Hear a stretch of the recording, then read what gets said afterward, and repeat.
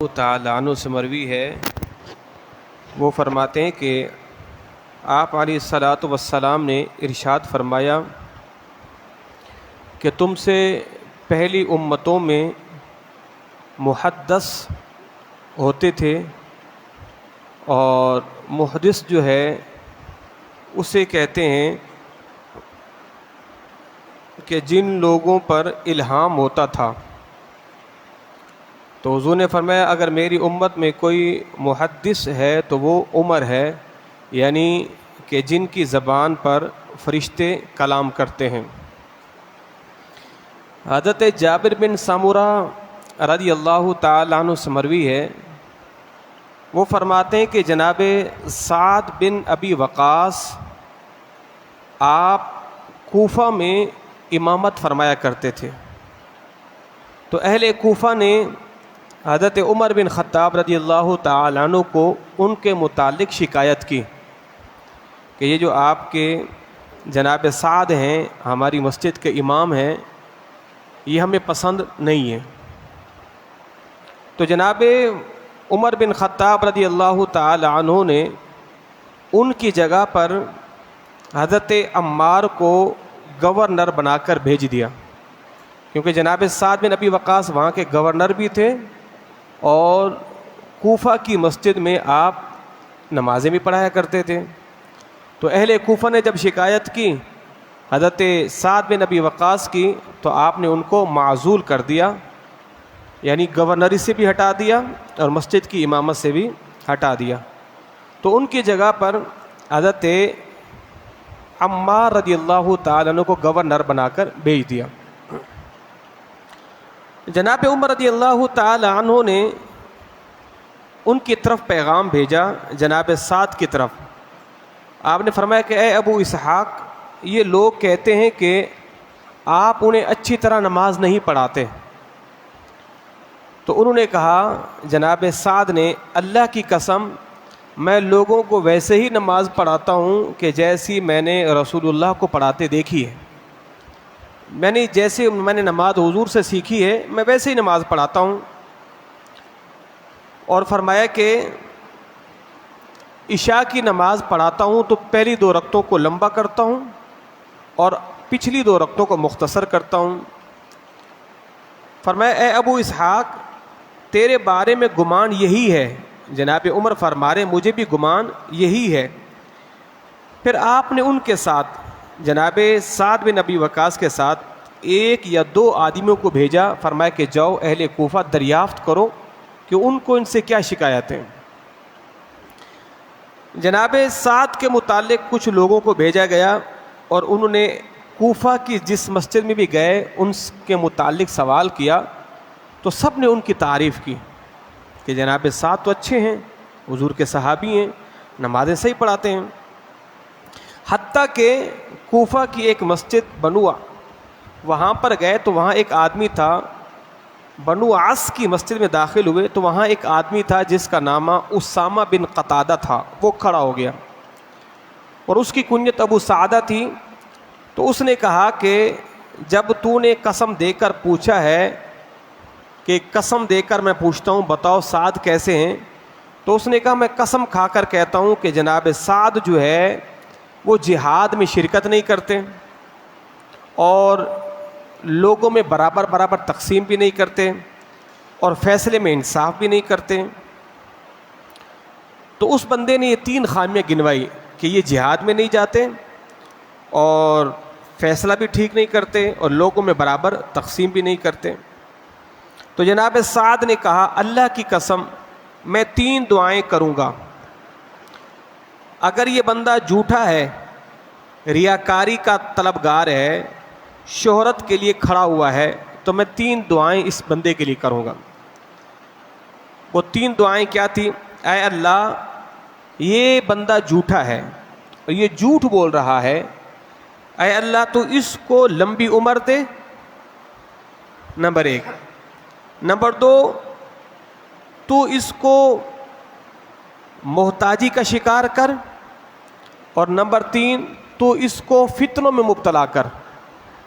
جناب سعد نے اس بندے کے لیے دعا کی، اے اللہ یہ جھوٹ بول رہا ہے میرے متعلق، تو میں 3 دعائیں کرتا ہوں اس کے لیے، اس کو لمبی عمر بھی دے، اسے محتاجی بھی دے، اور اس کو فتنوں میں مبتلا کر دے۔ جناب سعد رضی اللہ تعالیٰ عنہ وہاں سے آپ چلے آئے، کیونکہ جناب عمر نے ان کی جگہ دوسرا گورنر امام بنا دیا تھا۔ تو جناب سعد جب چلے آئے تو پھر وہ شخص بوڑھا ہو گیا، تو پھر وہ کہا کرتا تھا کہ میں اس بڑھاپے کو جو پہنچا ہوا ہوں نا، تو یہ جناب سعد کی بد دعا کی وجہ ہے۔ عمر بھی اس کو لمبی ملی، محتاجی بھی اس کو ہوئی، اور فتنوں میں بھی ایسا مبتلا ہوا کہ اس کے جو ابرو تھے وہ ڈھلک کر آنکھوں پر آ گئے تھے، اور بڑھاپے کے اندر بھی وہ نوجوان لڑکیوں کے پیچھے لگا رہتا تھا اور ان کو اشارے کرتا، ان کو سیٹیاں مارا کرتا تھا۔ تو ایک صحابی رسول کی بد دعا کا اثر یہ ہے کہ جس نے جھوٹا الزام لگایا تھا ایک امام پر، اللہ نے پھر اس کو بڑھاپے میں فتنوں میں مبتلا کیا، اللہ نے اسے لمبی عمر دی، یہ بھی محتاجی، پھر عمر میں محتاج ہونا یہ بھی ایک عذاب تھا۔ تو اس سے آپ اندازہ لگا لیں، یہ کبھی کبھار ہمارے علماء، ہمارے اساتذہ، وہ کبھی کبھار یہ واقعہ بھی سناتے ہیں کہ کسی امام سے عوام 100% متفق ہو، یہ ہو ہی نہیں سکتا۔ اب اندازہ لگاؤ، جناب سعد بن ابی وقاص، حضور کے صحابی، پیارے صحابی، ایسے لوگ بھی کھڑے ہو گئے، فرمایا کہ ہم نے ان کے پیچھے نماز نہیں پڑھنی، یہ نماز صحیح نہیں پڑھاتے، اللہ کی پناہ۔ تو آپ نے پھر دعائے جلال کی اللہ کی بارگاہ میں، اللہ نے پھر ان کی دعائے جلال قبول فرما لی۔ اللہ اکبر۔ جناب عروہ بن زبیر رضی اللہ تعالی وہ کہتے ہیں کہ جناب سعید بن زید بن عمر بن نفیل سے ایک عورت کا ہوئی جھگڑا، یہ صحابی تھے، تو ایک عورت نے ان پر جھوٹا الزام لگایا کہ انہوں نے مجھ سے میری زمین چھین لی ہے، جبکہ ایسا کچھ نہیں تھا۔ تو اس وقت جو تھا مروان، اس کے پاس گئے اور مروان نے فیصلہ یہ کیا کہ یہ زمین عورت کی ہے تو عورت کو دی جائے۔ آپ نے فرمایا زمین تو میری ہے۔ تو اس وقت جناب سعید بن زید نے بھی حدیث سنائی، فرمایا کہ میں نے اللہ کے رسول کو فرماتے سنا کہ جس نے ایک بالش زمین کسی کی بطور ظلم غصب کی، قیامت کے دن اللہ اسے 7 زمینوں کا طوق اس کے گلے میں پہنائے گا، یعنی وہ 7 زمینوں کو اللہ ایک ہار کی صورت میں پیرو کر اس بندے کے گلے میں ڈالے گا کہ جس نے ایک بالش زمین کسی کی ناحق غصب کی ہوگی۔ تو آپ نے قسم اٹھا کر یہ حدیث سنائی، فرمایا کہ یہ رسول اللہ کا فرمان ہے۔ اس کے بعد مروان نے کہا میں آپ سے کوئی گواہی طلب کرتا ہوں۔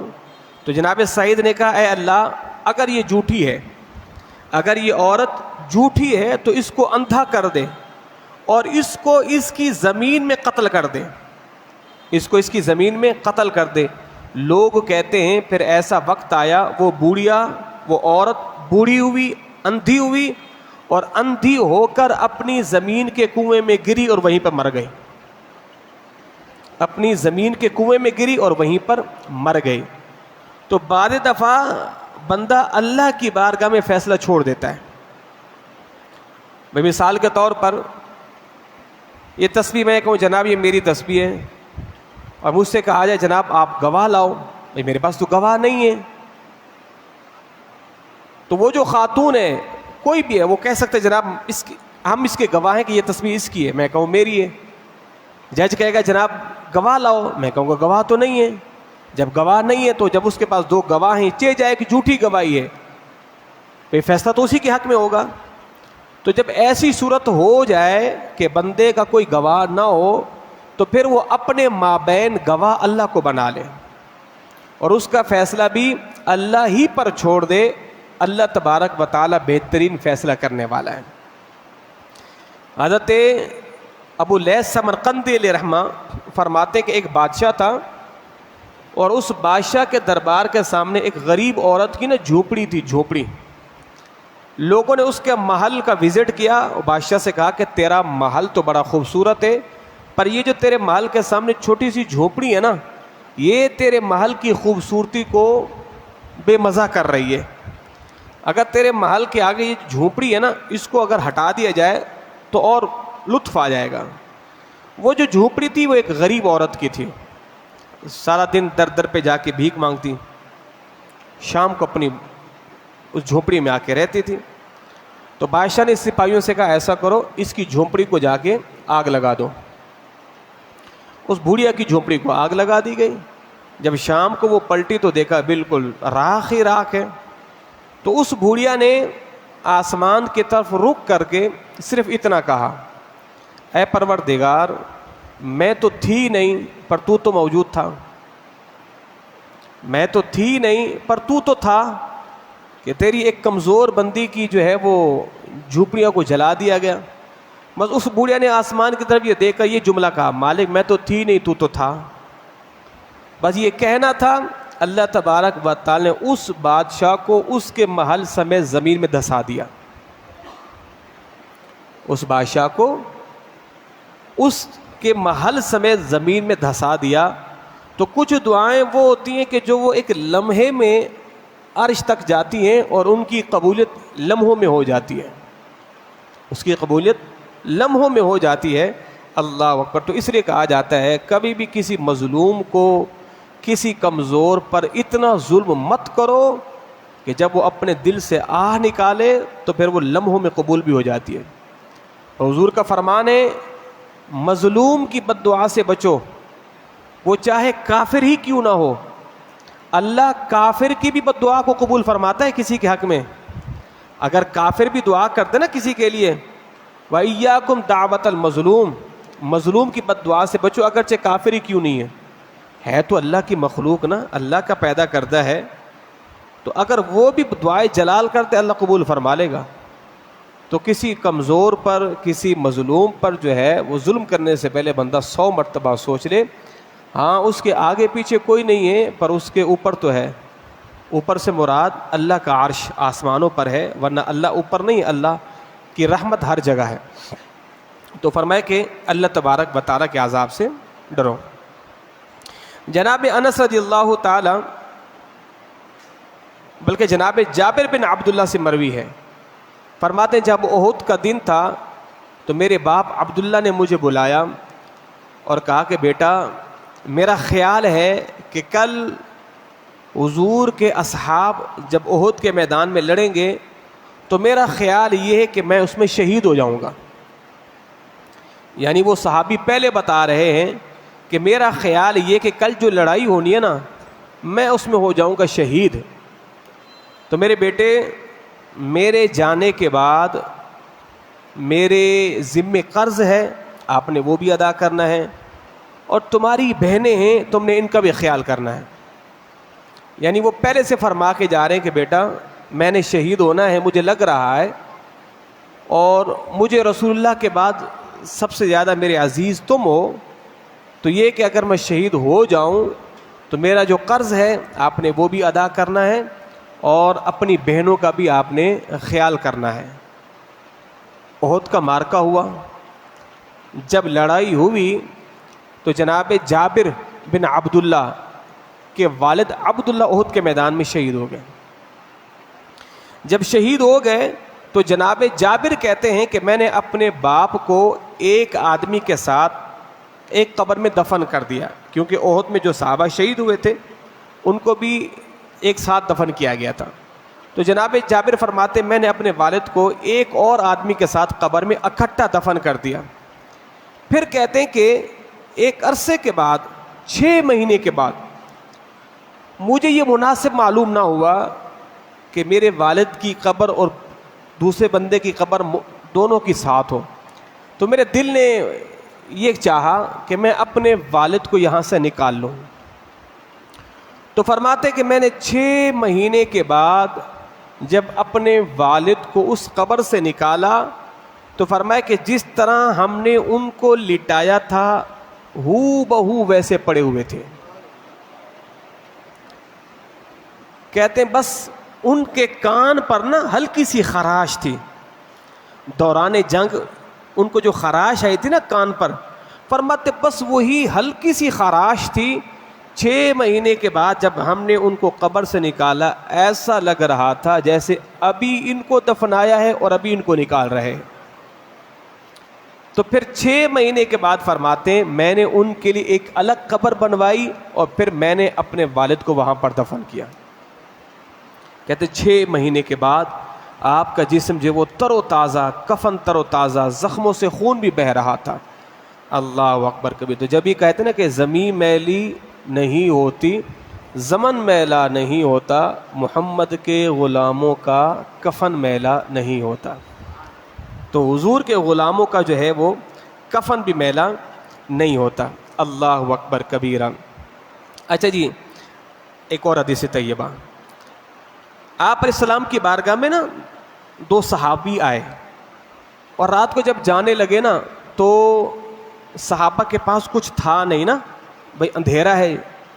تو آپ علیہ الصلاۃ والسلام کے پاس سے جب نکلے نا تو ان کے سامنے 2 چراغوں جیسی کوئی چیز آ گئی، یعنی جیسے جیسے وہ جا رہے تھے ان کے سامنے وہ چراغ تھے۔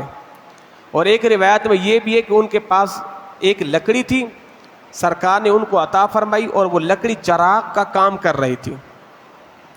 تو جب وہ راستے میں الگ ہوئے نا تو صحابہ کہتے ہیں ایک چراغ میرے ساتھ ہو گیا، ایک چراغ میرے ساتھ ہو گیا۔ تو گویا کہ وہ کوئی نور تھا اللہ کا جو حضور کی بارگاہ سے ہم پلٹے، رات کو گھروں میں جا رہے تھے کچھ تھا نہیں، تو گویا کہ سرکار کی بارگاہ سے ہمیں وہ چراغ ملے نور کے، وہ نور ہمارے آگے آگے اور ہم اس کے پیچھے پیچھے، اور ہم اس نور کی روشنی میں اپنے گھروں کو پہنچ گئے۔ اللہ اکبر کبیرہ۔ اب یہ حدیث سنیے، جناب ابو ہریرہ رضی اللہ تعالی عنہ فرماتے ہیں کہ حضور نے 10 آدمیوں کا لشکر جاسوسی کے لیے روانہ فرمایا، کفار کی جاسوسی کے لیے، اور ان کے جو امیر تھے حضرت عاصم بن ثابت انصاری کو حضور نے مقرر فرمایا۔ یہ چل پڑے یہاں تک کہ مقام عصفان مکہ کے درمیان ایک مقام ہے، جب وہاں پر پہنچے تو وہاں سے 113 تیر اندوزوں نے ان کو گھیر لیا۔ جب ان کو گھیر لیا نا تو گھیرنے کے بعد ان سے کہا صحابہ سے کہ تم نیچے آ جاؤ، ہم تمہیں کچھ نہیں کہیں گے۔ تو کہا کہ نہیں تم کافر ہو، تمہارا بھروسہ نہیں ہے۔ جناب ان صحابہ نے کہا ہم نیچے نہیں آئیں گے۔ انہوں نے صحابہ کرام پر تیر مارے، یہاں تک کہ ان صحابہ کرام میں جناب عاصم رضی اللہ تعالی عنہ کے جو ساتھی تھے ان میں سے ایک جو ہے اس میں شہید ہو گئے۔ نیچے سے کافروں نے ان کو تیر مارے، کہ جب تیر مارے نا تو ایک صحابی جو ہے وہ شہید ہو گئے۔ تو ان میں سے جو 3 صحابہ تھے وہ نیچے آ گئے۔ جب نیچے آ گئے تو اہل مکہ نے کیا کیا، ان تینوں کو باندھ لیا۔ جب باندھنے کی کوشش کی تو حضرت عاصم کو قتل کر دیا، وہ تو وہیں پر ان کو قتل کر دیا تھا۔ باقی 3 تھے، جناب خبیب، حضرت زید بن دسنہ، ایک تیسرے صحابی۔ جب تینوں کو نیچے لے کر آئے تو تیسرے آدمی نے کہا کہ دیکھو انہوں نے عہد شکنی کی ہے، ہمیں باندھ دیا ہے۔ تو تیسرے نے کہا میں تو نہیں جاؤں گا، میں تو، ان کو بڑی زبردستی کی، وہ نہیں لے کے جا سکے۔ بہر جناب خبیب کو، حضرت زید بن دسنہ کو وہ کافر پکڑ کر جکڑ کے مکے لے گئے۔ حضرت خبیب وہ صحابی تھے کہ جنہوں نے بدر کی لڑائی میں حارث کو قتل کیا تھا۔ حارث کو جب مکے میں لے کے گئے تو حارث کے جو بیٹے تھے نا انہوں نے حضرت خبیب کو خرید لیا کہ ہم اپنے باپ کا بدلہ لیں گے۔ بھئی ہمارے باپ کو جناب خبیب نے بدر کے میدان میں قتل کیا تھا، ہم ان سے بدلہ یہاں پر لیں گے۔ تو حضرت خبیب کو خرید لیا تاکہ ہم ان کو قتل کر کے اپنے باپ کا بدلہ لیں۔ اللہ اکبر۔ حضرت خبیب کو اہل مکہ نے اپنے پاس باندھ کر رکھا ہوا ہے۔ تو ایک دن جناب خبیب نے ان سے کہا کہ مجھے اس طرح دو بلیٹ تاکہ میں اپنی صفائی کروں، غیر ضروری بال۔ تو خبیب نے حارث کی بیٹی سے اس طرح مانگا اور اس کا بچہ جناب خبیب کی گود میں بیٹھا ہوا تھا۔ تو جب اس کی بیٹی نے دیکھا نا حارث کی تو وہ ڈر گئی کہ ایسا نہ ہو کہ اس طرح بھی جناب خبیب کے ہاتھ میں میرے بچے کو ذبح نہ کر دیں۔ تو آپ نے فرمایا تم گھبراؤ مت، میں کچھ بھی نہیں کروں گا۔ تو اس نے کہا کہ یہ بڑا اچھا قیدی ہے، یہ بڑا اچھا قیدی ہے۔ جناب خبیب رضی اللہ تعالی عنہ ان کے ہاں قید رہے. اب انہوں نے حضرت خبیب رضی اللہ تعالی عنہ کو قتل کرنے کا ارادہ کیا. ان کو باندھا گیا. باندھنے کے بعد ان کے اعضاء کو کاٹا گیا. کاٹنے سے پہلے نا، قتل کرنے سے پہلے جناب خبیب سے کہا کہ آپ کی کوئی آخری خواہش ہے؟ تو آپ نے فرمایا کہ مجھے 2 رکعت نماز نفل پڑھنے کا وقت دو. جناب خبیب نے 2 رکعت نماز نفل پڑھی اور مختصر نماز نفل پڑھنے کے بعد آپ نے سلام پھیر دیا. پھر آپ نے کہا اللہ کی قسم اگر مجھے یہ ڈر نہ ہوتا کہ میرے اس عمل کو میری گھبراہٹ یہ سمجھیں گے تو میں ضرور زیادہ لمبی نماز پڑھتا. فرماتے میں نماز مختصر اس لیے کی کہ یہ ایسا نہ سمجھے کہ شاید گھبراہٹ کے مارے نماز پڑھے جا رہے. فرمایا کہ اگر میرے اس عمل کو یہ میری گھبراہٹ نہ سمجھتے میں لمبی نماز پڑھتا. اگر میں نماز لمبی شروع کر دوں کہیں گے دیکھو ڈر گیا ہے اس لیے لمبی نماز پڑھے جا رہے. آپ نے مختصر نماز پڑھی. نماز پڑھنے کے بعد اللہ اکبر کبیرہ آپ نے دعا مانگی. اور دعا کیا مانگی؟ اللہم احصہم عددا واقتلہم بددا لا تبق منہم احدا. اے اللہ یہ مجھے قتل تو کر رہے ہیں، اے اللہ تو ان کو گن گن کے مارنا. آج کل یہ دعا جو ہے وہ قبلہ بابا جی کی بڑی لوگ چلاتے ہیں، وہ یہ دعا ہے. جناب خبیب نے دعا کی تھی اہل مکہ کے لیے، کیونکہ ان لوگوں نے کیا کیا تھا، جناب خبیب کو قتل کیا.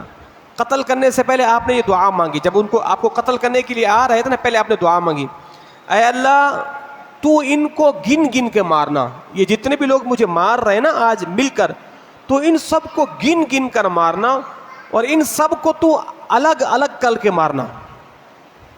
ان سب کو الگ الگ کر کے مارنا اور ان کو تو میرے مالک گن گن کر مارنا، اور میرے مالک تو کسی کو باقی بھی نہیں چھوڑنا. یہ 3 دعائیں جلال کی تھی. اے اللہ ان کو گن گن کے مارنا، ان کو الگ الگ مارنا اور ان میں سے کسی کو زندہ بھی نہیں چھوڑنا. آپ نے یہ دعا کی. اس کے بعد پھر کیا ہوا، آپ رضی اللہ تعالیٰ عنہ کو شہید کر دیا گیا. شہید کرنے کے بعد پھر ان لوگوں نے پروگرام بنایا کہ اب جاؤ ان کے اعضاء کاٹ کے لے آؤ. شہید تو کر دیا، اب کہا کہ جاؤ ان کے اعضاء کاٹ کر لے آؤ. اور آپ نے مرنے سے پہلے دعا کی تھی اے اللہ یہ مجھے قتل تو کر دیں پر میرا جسم ان کے ہاتھ نہیں آنا چاہیے، میرا جسم ان کے ہاتھ نہیں آنا چاہیے. جب آپ کو شہید کر دیا گیا اور جب آپ کے جسم کو کاٹنے کے لیے جا رہے تھے، اللہ تبارک و تعالی نے ان پر شہد کی مکھیوں کا جھتا بھیج دیا. شہد کی مکھیوں کا جھتا جب آیا نا تو اس نے آ کر ان کو ڈھانپ لیا، ان کو چھپا لیا. تو جناب خبیب رضی اللہ تعالی عنہ کی میت کو اللہ تبارک و تعالی نے ان سے محفوظ رکھا.